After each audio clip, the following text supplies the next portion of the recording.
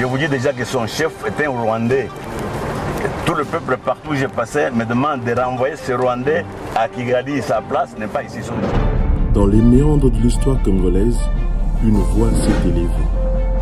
Une voix de justice, de résistance, de dignité.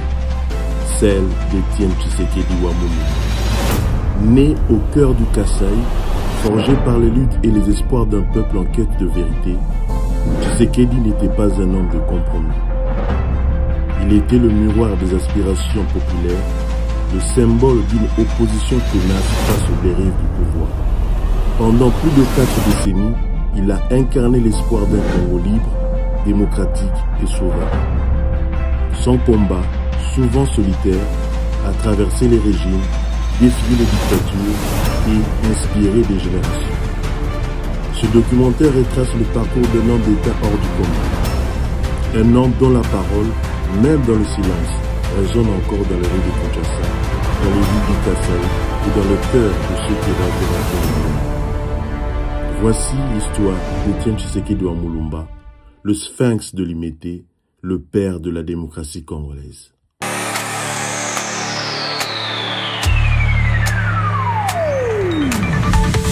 News Congo Network.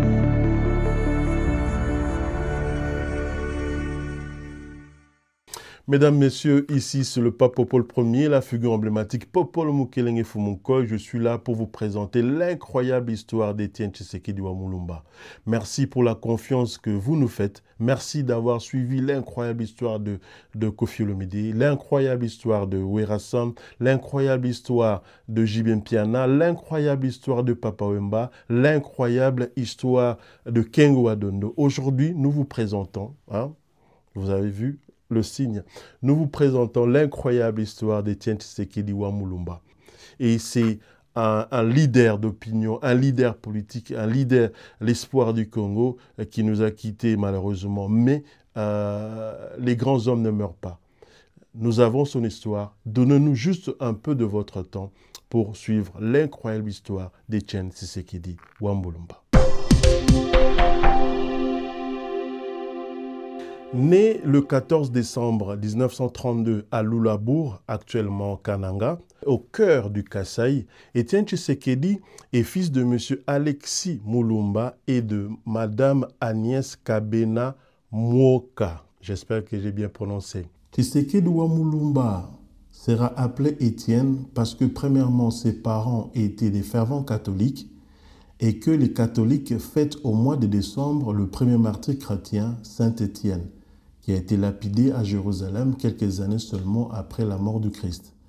Et comme Tshisekedi était né au mois de décembre, on le prénomme Étienne. Étienne Tshisekedi sera le deuxième d'une fratrie de 8 membres. Le premier enfant, Chamboui Lumbala.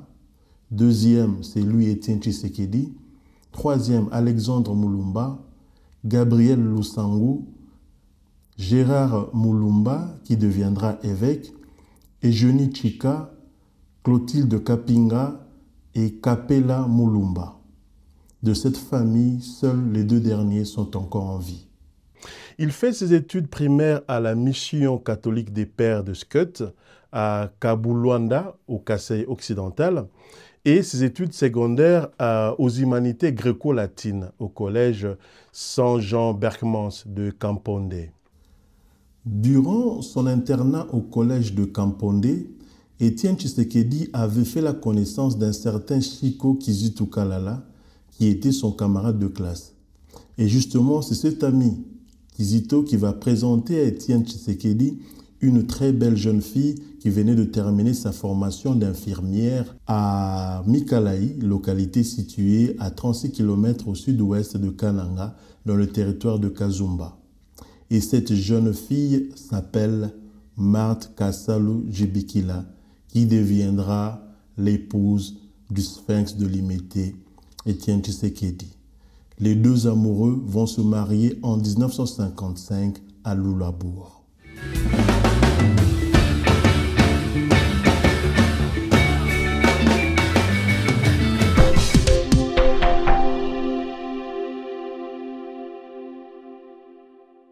Encore étudiant, Étienne Tshisekedi Wamulumba se lance en politique. En 1958, il fait partie des conseillers du mouvement national congolais MNC en sigle de Patrice Lumumba. Lorsque Joseph Désiré Mobutu prend le pouvoir en septembre 1960 par coup d'État, Étienne Tshisekedi est nommé commissaire général adjoint à la justice dans le collège des commissaires généraux, un gouvernement des technocrates. Brillant élève, Étienne Tshisekedi intègre l'université de Lovanium de Léopoldville où il devient en 1961 le premier Congolais docteur en droit.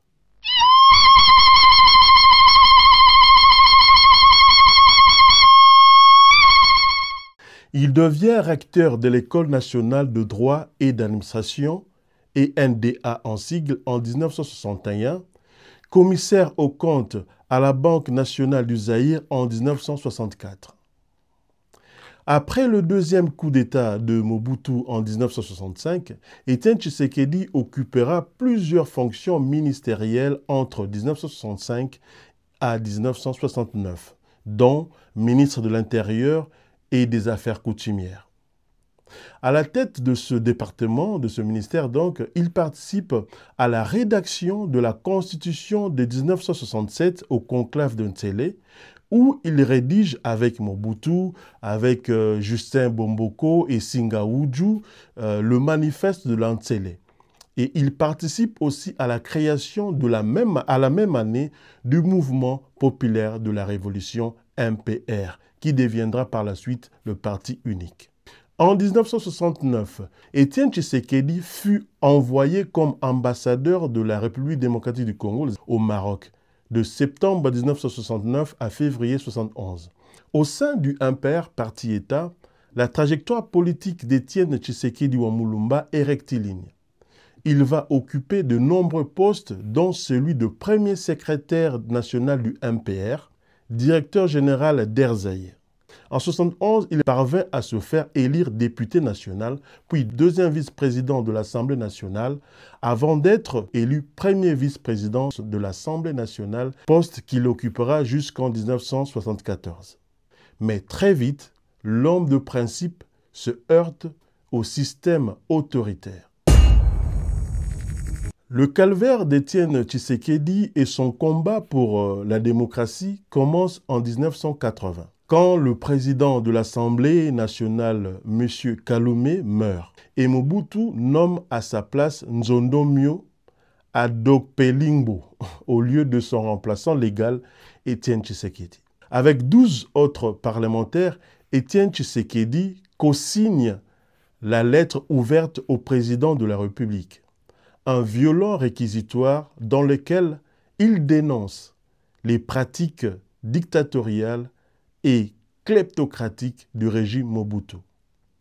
Un acte pour lequel ils seront arrêtés, déchus de leur mandat parlementaire et jetés en prison. Ils seront libérés 2 ans après, c'est-à-dire en 1982, grâce à la pression de l'Amnesty International.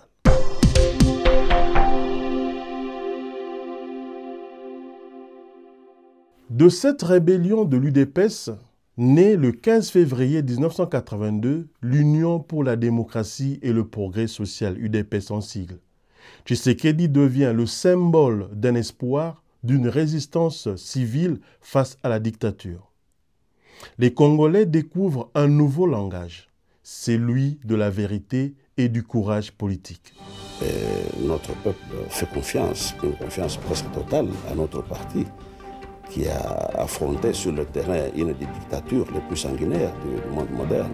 Pris de court par l'histoire, Mobutu ne peut supporter un tel affront et fait condamner Étienne Tshisekedi à 15 ans de prison ferme pour trahison, alors que de nombreux membres du parti vont en exil. Pour ses convictions, Étienne Tshisekedi Wamulumba connaîtra l'exil, l'assignation à la résidence surveillée, la prison, mais chaque fois, son retour galvanise les foules. L'homme devient de plus en plus populaire, il devient plus qu'un politicien, un symbole vivant de la résistance.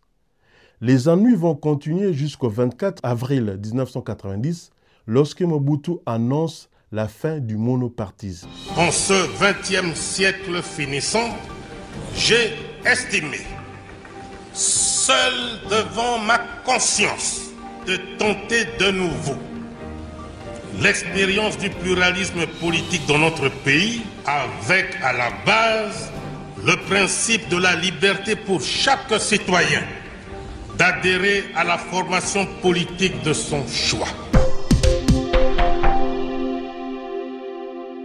Lors de la période d'instabilité politique au début des années 90, le Zaïre met en place une conférence nationale souveraine, CNS, chargée de redresser le pays. Étienne Tshisekedi est élu Premier ministre issu de la conférence nationale souveraine.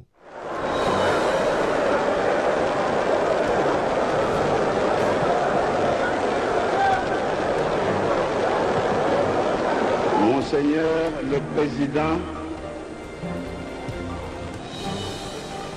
honorables conférenciers et chers collègues, nous voici enfin sur le point de poser notre premier acte de démocratie et de liberté, idéaux pour lesquels des compagnons d'infortune et moi-même avons lutté et consacré toute notre vie durant ces 12 dernières années. L'opposant le plus populaire deviendra Premier ministre en 1991, du 29 septembre 1991 au 1er novembre 1991 et du 15 août 1992 au 5 février 1993. À chaque fois, ces mandats sont brefs, interrompus par les rivalités politiques et l'autoritarisme de Mobutu, en contradiction avec les résolutions de la Conférence nationale souveraine. Pourtant, sa stature s'impose. Étienne Tshisekedi est la voix incontournable de la démocratie. En 1996, Mobutu malade, il n'exerce plus le pouvoir alors que les troupes de Laurent-Désiré Kabila s'approchent de la capitale. Pendant cette période, un vide politique s'installe à Kinshasa et un semblant d'anarchie y règne. Étienne Tshisekedi se rend à Nice, où s'était retiré Mobutu, pour lui proposer une alliance entre leurs deux forces politiques pour contrer les rebelles. Finalement, Étienne Tshisekedi est de nouveau nommé Premier ministre du Zaïre du 2 au 7 avril 1997. Son mandat n'a duré que 7 jours. Après la chute de Mobutu, Tshisekedi refuse la continuité des systèmes autoritaires sous Laurent-Désiré Kabila, puis Joseph Kabila. Malgré l'âge et la maladie, il continue de mobiliser des millions de Congolais autour de son idéal démocratique. Alors que Tshisekedi se préparait pour le 16e anniversaire de son parti, il est arrêté un certain 14 février 1998 par une vingtaine de soldats. Plutôt que d'être conduit en prison, le président de l'UDPS est banni de la capitale et envoyé loin dans son village natal avec du matériel agricole, tracteurs, véhicules, etc., doté par le régime Kabila Laurent-Désiré. Une décision prise pour mettre fin à ces agissements irresponsables et dangereux, selon l'expression de Moïse Kongolo, à l'époque ministre de l'Intérieur. En 2001, Kabila meurt, assassiné, et son fils Joseph lui succède. Étienne Tshisekedi, égal à lui-même, reste dans l'opposition. En 2003, Étienne Tshisekedi Wamulumba refuse d'entrer dans le gouvernement de transition. Il est à diverses reprises l'instigateur des manifestations et à l'origine du boycott du référendum du 18 décembre 2005 sur la constitution d'une troisième république, puis du boycott des premières élections de l'ère post-Mobutu en 2006. Joseph Kabila gagna la présidentielle de 2006. Tshisekedi qualifia ces élections de mascarade. La victoire officielle de Joseph Kabila en République démocratique du Congo, l'ex-Zaïre, dans... En août 2011, Tshisekedi essaya de rassembler les autres partis d'opposition pour contrer Joseph Kabila. Environ 80 partis politiques se joignent à lui, mais d'autres leaders politiques de taille comme Vital Kamerhe, Nzanga Mobutu et Kingu Adondo préfèrent garder leur autonomie.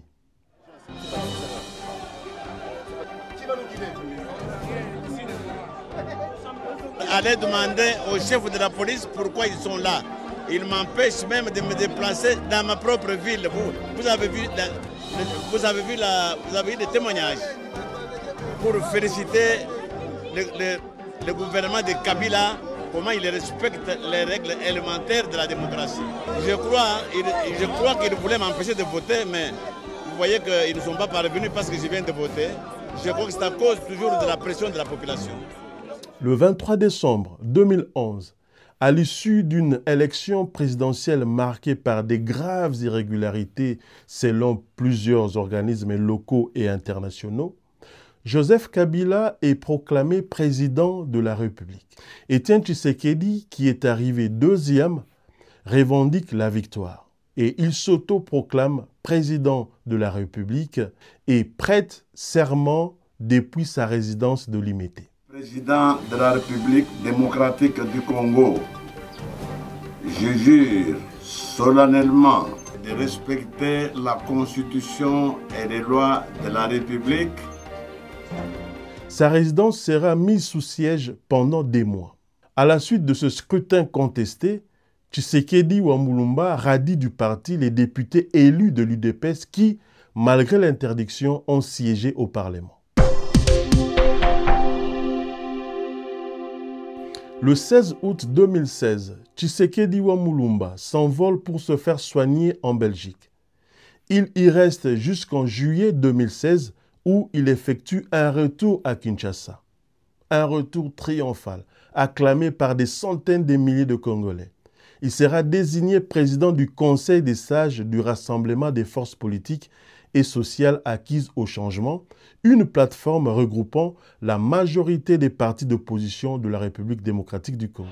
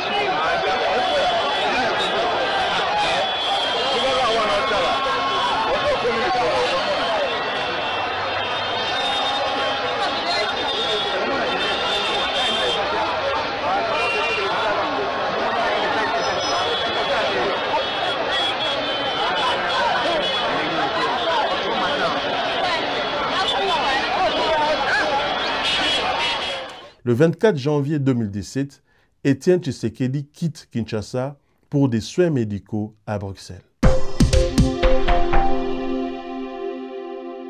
Étienne Tshisekedi s'éteint à Bruxelles le 1er février 2017. Étienne Tshisekedi meurt le 1er février 2017 d'une embolie pulmonaire à 84 ans. Pendant plus de 2 ans, son corps n'a pas pu être rapatrié vers son pays pour y être enterré et est resté conservé dans un funérarium près de Bruxelles en raison de l'imbroglio politique du Congo. 2 ans plus tard, son fils, Félix Tshilombo Tshisekedi Antoine, est élu président de la République démocratique du Congo. L'héritage du père devient le combat d'une nation entière. L'organisation de funérailles nationales pour Étienne Tshisekedi est revendiquée à la fois par Kabila et par la famille, par son parti politique. Il est enfin rapatrié le 30 mai 2019, 4 mois après l'arrivée au pouvoir de son fils, Félix Antoine Tshilombo Tshisekedi. Étienne Tshisekedi n'a pas accédé à la magistrature suprême de son vivant, mais il a gagné une place dans le cœur de son peuple, dans le cœur des Congolais, comme l'homme qui a toujours dit non. Non à l'oppression, non à l'injustice. Étienne Tshisekedi a toujours dit oui à la dignité et aux priorités du peuple, à la démocratie, à l'espoir d'un Congo meilleur. Mesdames et messieurs, merci d'avoir suivi l'incroyable histoire d'Étienne Tshisekedi, le sphinx de l'Imité, le charismatique, le leader Maximo, la figure emblématique de l'opposition, le père de la démocratie. Il y a beaucoup de choses à dire sur ce monsieur exceptionnel qu'a connu le Congo, mais c'est en résumé. C'est un résumé de tout ce que nous pouvons retenir sur le grand monsieur, ce digne fils du Congo, Étienne Tshisekedi Wamulumba, d'heureuse mémoire. Merci de nous avoir suivis. Nous, c'est NCN, News Congo Network. Abonnez-vous pour avoir beaucoup plus d'informations et d'incroyables histoires de nos célébrités, de nos politiques et de nos vaillants congolais. On se voit pour un prochain numéro. Dans l'entretemps, prenez bien soin de vous.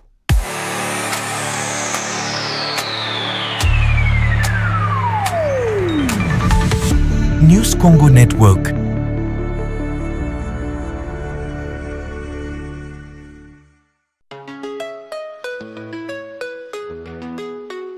Au niveau s'élève dans l'air endormi. Le soleil se lève sur notre pays. Dans chaque foyer résonne un refrain. News Congo Network éclaire le chemin. News Congo Network, le miroir de nos vies. Chaque histoire, chaque cri, chaque idée.